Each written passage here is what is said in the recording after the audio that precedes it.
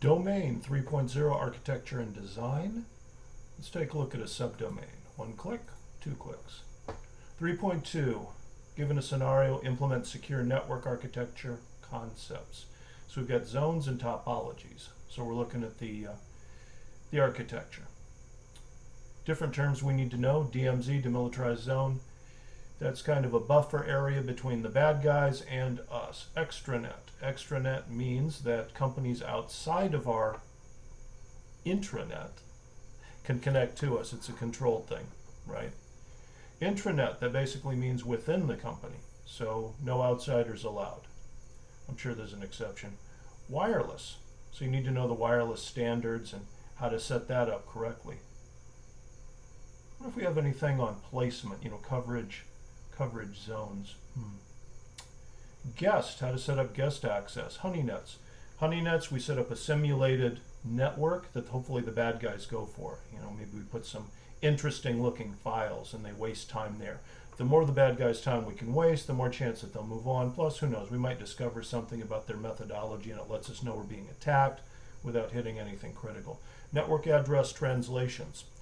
IPv4 versus IPv6. Internet Protocol version 4, so to speak, had I think something like 4 billion addresses, which sounded like a lot back in the 1970s, right?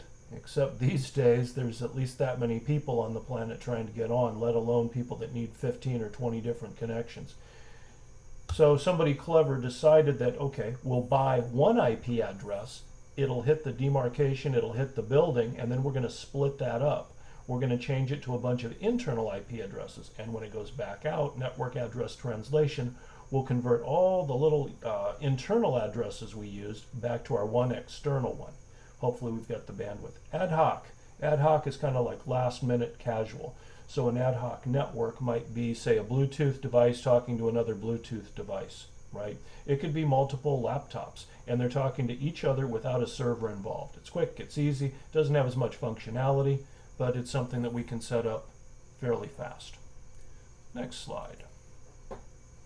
Segregation, segmentation, isolation. How are we going to break stuff up? We can break things up physically, right?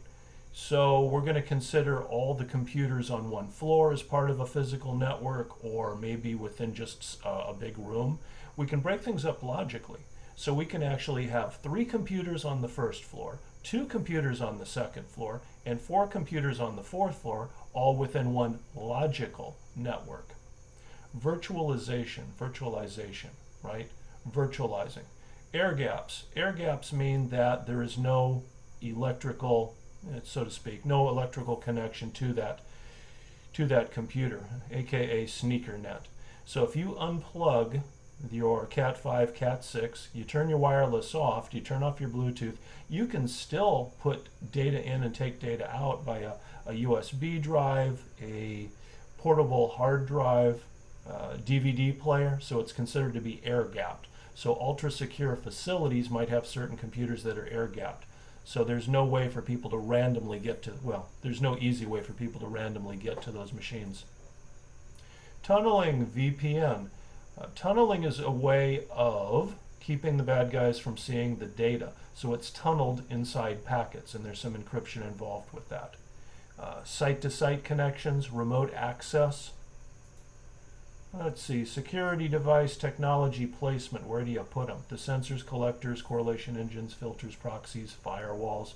I think Network Plus had some really good questions on that. They give you a partial diagram with some blocks and go, hey, which one of these blocks would be the firewall? Which one of them would be the web application firewall? Where are your filters? So I should dig up maybe a picture on that, because I think that's applicable to security, as you see here too. All right, VPN concentrators. It's hardware that can concentrate the VPN, so you have less hardware in the same area. Serial socket layer accelerators, way to make things go faster. Load balancers, kind of splitting up the workload. DDoS mitigator. There's also companies that do that. Aggregation switches, taps and port mirror, SDN, proxies, firewall. We're going to come back and fill in some of those later.